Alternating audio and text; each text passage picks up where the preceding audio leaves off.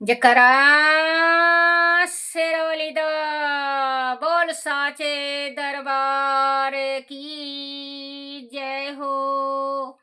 अथ देवाय कवचम। महर्षि मार्कंडे जी बोले, हे पितामह, संसार में जो गुप्त हो और जो मनुष्य की सब प्रकार से रक्षा करता हो और जो आपने किसी को आज तक बताया ना हो, वह कवच मुझे बतलाइए। श्री ब्रह्मा जी कहने लगे, अत्यंत गुप्त वह सब प्राणियों की भलाई करने वाला कवच मुझसे सुनो। प्रथम शैल पुत्री, दूसरी ब्रह्मचारिणी, तीसरी चंद्र घंटा, चौथी कुष्मंडा, पांचवी सकंद माता, छठी कत्यानी, सातवीं काल रात्रि, आठवीं महागौरी, नवीं सिद्धदात्री। यह देवी की 9 मूर्तियां और यह 9 दुर्गा कहलाती हैं। आगे में आग में जलता हुआ रण में शत्रुओं से घिरा हुआ, विषम संकट में फंसा हुआ मनुष्य आदि दुर्गा के नाम का स्मरण करे तो उसको कभी भी हानि नहीं होती। रण में उसके लिए कुछ भी आपत्ति नहीं और ना उसे किसी प्रकार का दुख या डर ही होता है। हे देवी, जिसे ने श्रद्धा पूर्वक तुम्हारा स्मरण किया है उनकी वृद्धि होती है और जो तुम्हारा चिंतन करते हैं उनकी तुम निस्संदेह रक्षा करने वाली हो। चमुंडा प्रेत पर, 12वीं भैंसे पर, रुद्री हाथी पर, वैष्णवी गरुड़ पर अपना आसन जमाती है, महेश्वरी बेल पर, कुमारिक मोर पर और हाथ में कमल लिए हुए विष्णु प्रिय लक्ष्मी जी कमल के आसन पर विराजती हैं। बेल पर बैठी हुई ईश्वरी देवी ने श्वेत रूप धारण कर रखा है और सब प्रकार के आभूषणों से विभूषित ब्राह्मणी देवी हंस पर बैठती हैं और इस प्रकार वह सब देवियां सब प्रकार के योगों से युक्त और अनेक प्रकार के रत्न धारण किए हुए हैं। भक्तों की रक्षा के लिए संपूर्ण देवियां रथ में बैठी तथा क्रोध में भरी हुई दिखाई देती हैं तथा चक्र, गदा, शक्ति, हल और मुसल, खेटक और तोमर, परशु तथा पासा, भाला और त्रिशूल यम, उत्तम सरंग आदि शस्त्रों को दैत्यों के नाश के लिए और भक्तों की रक्षा करने के लिए और देवताओं के कल्याण के लिए धारण किए हैं। हे महारुद्रे, अत्यंत घोर पराक्रम, महान बल और महान उत्सव वाली देवी, तुमको मैं नमस्कार करता हूँ। हे देवी, तुम्हारा दर्शन दुर्लभ है तथा आप शत्रुओं के भय को बढ़ाने वाली हैं। हे जगदम्बिका, मेरी रक्षा करो। पूर्व दिशा में इंद्री मेरी रक्षा करे, अग्नि कोण में अग्नि शक्ति, दक्षिण में 12वीं देवी नेस्त्र कोण में मैं खड़ंग धारणी देवी मेरी रक्षा करे। वारुणी पश्चिम दिशा में वायु कोण में मृगवाहिनी, उत्तर में कोमारिक और ईशान में शूलधारिणी देवी मेरी रक्षा करे। ब्राह्मणी ऊपर की ओर से मेरी रक्षा करे और वैष्णवी देवी नीचे की ओर मेरी रक्षा करे और इस प्रकार 100 पर बैठी चमुंडा देवी 10 दिशाओं में मेरी रक्षा करे। जया देवी आगे, विजया पीछे की ओर, अजीता बाईं ओर, अपारजिता दाहिनी ओर मेरी रक्षा करे। उघेतनी देवी शिखा की रक्षा करे तथा उमा सिर में शीतल होकर मेरी रक्षा करे। इसी प्रकार मस्तक में मालाधारी देवी रक्षा करे और यश सवर्णी देवी मेरी भौं के संरक्षण करे। भौं के मध्य भाग में त्रिनेत्रा नथुन की यम घंटा देवी रक्षा करे। नेत्रा के मध्य में संकैनी देवी और द्वारवासिनी देवी कानों की रक्षा करे। कपोलों की कालिका देवी और कानों के मूल भाग की भगवती शंकरी रक्षा करे। सुगंधा नासिका में और चर्चिका ऊपर के होठ में, अमृत कला नीचे के होठ की सरस्वती देवी जीवा की रक्षा करे। कुमारिक देवी दांतों की और चंडिका कंठ प्रदेश की रक्षा करे। चित्र घंटा गले की घाटी की और माया तालु की रक्षा करे। कामाक्षी ठोडी की सर्व मंगला वाणी की रक्षा करे। भद्रकाली गर्दन की और धनुधारी पीठ के मेरुदंड की रक्षा करे। कंठ के बाहरी भाग की नील गिरुआ और कंठ की नली की नल कुबेरी रक्षा करे। दोनों कंधों की खड़ंगनी खड़ंगैनी और ब्रज धारिणी मेरी दोनों बाहों की रक्षा करे। दंडिनी दोनों हाथों की और अंबिका देवी समस्त उंगलियों की रक्षा करे। शूलेश्वरी देवी संपूर्ण नखों की, कुलेश्वरी देवी मेरी कुष्ठी की रक्षा करे। महादेवी दोनों स्तनों की, शोक विनाशिनी मन की रक्षा करे। ललिता देवी हृदय की, शूल धारणी उदर की रक्षा करे। कामिनी देवी नाभि की, गुहेश्वरी गुह स्थान की, पूतना और कामिका लिंग की और महिषवाहनी गुदे की रक्षा करे। संपूर्ण इच्छाओं को पूर्ण करने वाली महाबाला देवी दोनों जांघों की रक्षा करे। विंध्यवासिनी दोनों घुटनों की और तेजस्वी देवी दोनों पांवों के पुष्ट भाग की, श्रीधरी पांव की उंगलियों की, सथाल वासिनी तालुओं की, द्राष्ट करालिनी देवी नखों की, उच्च केशिनी केशों की, बागेश्वरी वाणी की रक्षा करे। रोमा बलियों के छिद्रों की, कोबरी और त्वचा की बागेश्वरी देवी रक्षा करे। पार्वती देवी रक्त माजा वास मांस हड्डी की रक्षा करे। काल रात्रि आंतों की रक्षा करे। मुकुटेश्वरी देवी पीत की, पद्मावती कमल कोश की, चूड़ामणि कफ की रक्षा करे। ज्वाला मुखी नसों के जल की रक्षा करे। अभिज्ञा देवी शरीर के सब जोड़ों की रक्षा करे। ब्राह्मणी मेरे वीर की, क्षेत्रश्वरी छाया की और धर्म धारणी मेरे अहंकार मन तथा बुद्धि की रक्षा करे। प्राण अपना समान उदान और बयान की, ब्रज हस्ता देवी रक्षा करे। कल्याण शोभना मेरे प्राण की रक्षा करे। रस रूप गंध शब्द और स्पर्श इन विषयों का अनुभव करते समय योगिनी देवी मेरी रक्षा करे तथा मेरे सत्गुण राजोगुण तमोगुणों की रक्षा नारायणी देवी करे। आयु की रक्षा 12वीं देवी करे। वैष्णवी धर्म की तथा चक्रणी देवी मेरी यश कीर्ति लक्ष्मी धन विद्या की रक्षा करे। इंद्रणी मेरे शरीर की रक्षा करे। और हे चंडिके आप में मेरे पशुओं की रक्षा करिए। महालक्ष्मी मेरे पुत्र की रक्षा करे और भैरवी मेरे पत्नी की रक्षा करे। मेरे पथ की सुपत्ता तथा मार की क्षमाकारी देवी रक्षा करे।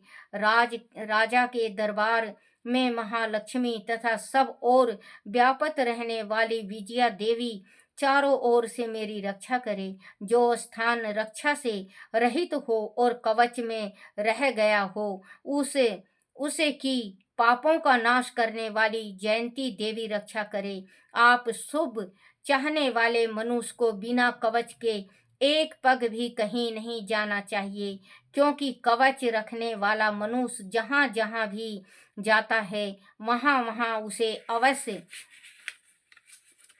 अवश्य धन लाभ होता है तथा विजय प्राप्त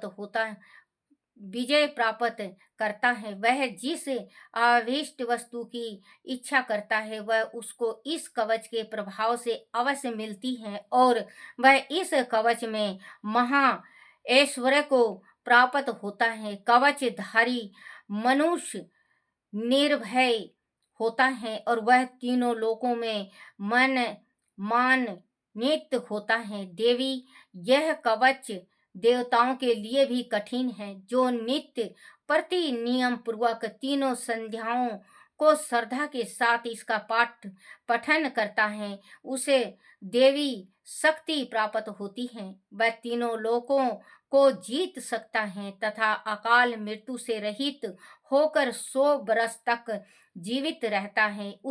उसकी लुप्ता चरम रोग विस्फोट आदि समस्त व्याधियां समूल नष्ट हो जाती हैं और अस्थावर जंगम तथा कृतम विष दूर होकर उनका कोई असर नहीं होता तथा समस्त अभिचारक प्रयोग और इस तरह के जितने यंत्र मंत्र तंत्र इत्यादि होते हैं इस कवच के हृदय में धारण कर लेने पर नष्ट हो जाते हैं।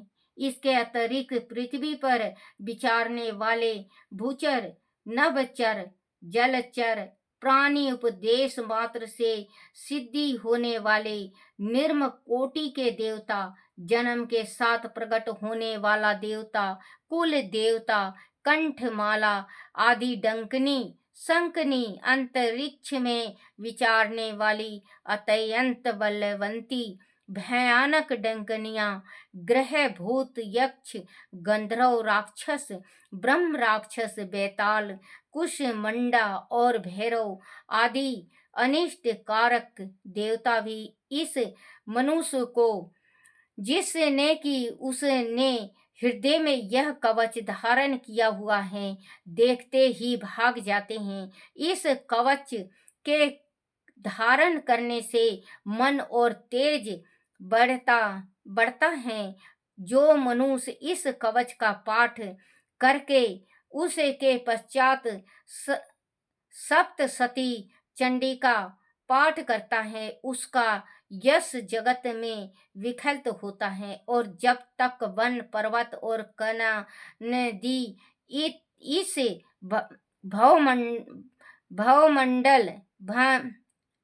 भवमंडल पर स्थल है तब तक वह पुत्र पौत्र इत्यादि संतान परंपरा बनी रहती है। देहांत होने पर ऐसा मनुष्य परम पद को प्राप्त होता है जो देवताओं के लिए भी कठिन है और अंत में सुंदर रूप को धारण करके भगवान शंकर के साथ आनंद करता हुआ परम मोक्ष को प्राप्त होता है। बोलो श्री कृष्ण भगवान की जय हो। श्री कृष्ण गोविंद हरे मुरारी हे नाथ नारायण वासुदेवाय हे नाथ नारायण वासुदेवाय। बोलो श्री कृष्ण भगवान की जय। जय मेरी माँ शक्ति, जय मेरी माँ शक्ति, जय मेरी माँ शक्ति, जय मेरी माँ शक्ति, जय मेरी माँ शक्ति, जय मेरी माँ शक्ति। श्री दुर्गा सप्तशती 7वां अध्याय चंड और मूंड का वध। महर्षि मेधा ने कहा, दैत्यराज की आज्ञा पाकर चंड और मूंड चतुरंगी सेना को साथ लेकर हथियार उठाए हुए देवी से लड़ने के लिए चल दिए। हिमालय पर्वत पर पहुंचकर उन्होंने मुस्कुराती हुई देवी जो सिंह पर बैठी हुई थी देखा। जब असुर उनको पकड़ने के लिए तलवार लेकर उनकी ओर बढ़े तब अंबिका को उन पर बड़ा क्रोध आया और मारे क्रोध के उनका मुख काला पड़ गया, उनकी भुकुटी चढ़ गई और उनके ललाट में से अत्यंत भयानक तथा अत्यंत विषैतित मुख वाली लाल आंखों वाली काली प्रकट हुई, जो कि अपने हाथों से तलवार और पासा लिए हुए थी। वह विचित्र खड़ंग धारण किए हुए थी तथा चीते के चमार की साड़ी एवं नरमुंडों की माला पहन रखी थी। उनका मांस सूखा हुआ था और शरीर केवल हड्डियों का ढांचा था, और जो भयानक शब्द से दिशाओं को पूर्ण पूर्ण कर रही थी, वह असुर असुर सेना पर टूट पड़ी और दैत्यों को भक्षण करने लगी। वह पास राव राक्षसों को अंकुशधारी मानो महा महावत महा महावतों हाथियों पर सवार योद्धाओं और घंटा सहित हाथियों को एक हाथ में पकड़ पकड़ कर अपने मुंह में डाल रही थी, और इसी प्रकार वह घोड़े रथों सारथियों वह रथों पे बैठे हुए सैनिकों को मुंह में डालकर भयानक रूप से चबा रही थी। किसी के केस पकड़कर, किसी की गर्दन पकड़कर, किसी को पैरों से दबाकर और किसी दैत्य को छाती से मसल कर मार रही थी। वह दैत्य के छोड़े हुए बड़े बड़े अस्त्र शस्त्रों को मुंह में पकड़ कर और क्रोध में भरकर उनको दांतों से पीस रही थी। उसने कई बड़े बड़े असुर भक्षण कर डाले, कितनों को रोंद डाला, और कितनी उसकी मार के आगे मार के आगे मारे भाग गए। कितनों को उसने तलवार से मार डाला, कितनों को अपने दांतों से समाप्त कर दिया, और इस प्रकार से देवी ने क्षण भर में संपूर्ण दैत्य सेना को नष्ट कर दिया। वह देखकर महापराक्रमी चंड काली देवी की ओर लपका, और मुंडे ने भी देवी पर अपना भयानक बाणों की वर्षा आरंभ कर दी और अपने हजारों चक्र उस पर छोड़े। उस समय वह चमकते हुए बाण वह चक्र देवी के मुख में प्रविष्ट हुए इस प्रकार दिख रहे थे, जैसे मानो बहुत से सूर्य मेघों की घटा में प्रविष्ट हो रहे हों। इसके पश्चात भयानक शब्द के साथ काली ने अत्यंत जोश में भरकर विकट अट्टहास किया। उसका भयानक मुख देखा नहीं जाता था। उसके मुख में श्वेत दांतों की पंक्तियां चमक रही थी। फिर उसने तलवार हाथ में लेकर हुंक शब्द कर कह कर चंड के ऊपर आक्रमण किया और उसके केस पकड़कर उसका सिर काट काट कर अलग कर दिया। चंड को मरा हुआ देखकर मुंड देवी की ओर लपका, परंतु देवी ने क्रोध में भरे उसे भी अपनी तलवार से यमलोक पहुंचा दिया। चंड और मुंड को मारकर मरा हुआ देखकर उनकी बाकी बची हुई सेना वहां से भाग गई। उसके पश्चात काली चंड और मुंड के कटे हुए सिरों को लेकर चंडिका के पास गई और प्रचंड अट्टहास के साथ कहने लगी, हे देवी, चंड और मुंड दो महादेवों को मारकर तुम्हारी भेंट कर दिया है। अब शुंभ और निशुंभ का तुम को समेत वध करना है। महर्षि मेधा ने कहा। वह लाए हुए चंड और मुंड के सिरों को देखकर कल्याणमयी चंडी ने काली से मधुर वाणी में कहा, हे देवी, तुम चूंकि चंड और मुंड को मेरे पास लेकर आई हो, अंत संसार में चामुंडा के नाम से तुम्हारी ख्याति होगी। बोलो माँ चामुंडा देवी की जय। जयकारा शेरवाली दा बोल साचे दरबार की जय हो। हे मेरी माँ शक्ति, हे मेरी मानो देवियों, जो भी सुने ना सुने, माँ भगवती गुप्त नोरता चल रहा है, सबका मनोकामना पूर्ण करना और सबका भला करना, सबकी इच्छाएं पूर्ण करना। हे माँ शक्ति, जकरा शेरावाली दा।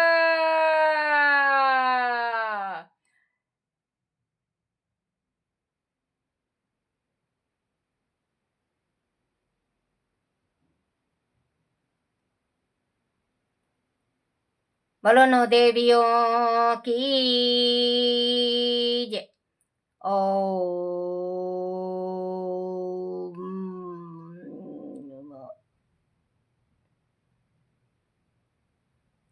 नमः। जय मेरी माता रानी, जय मेरी माँ शक्ति, जय मेरी माँ अन्नपूर्णा, जय मेरी माँ नौ देवियों की जय हो, जय मेरी माँ शाकुंभला की जय, जय मेरी माता रानी की जय। प्रेम से बोलो सारे भक्तों, जकरा शेरवाली दा। बोल साचे दरबार की जय।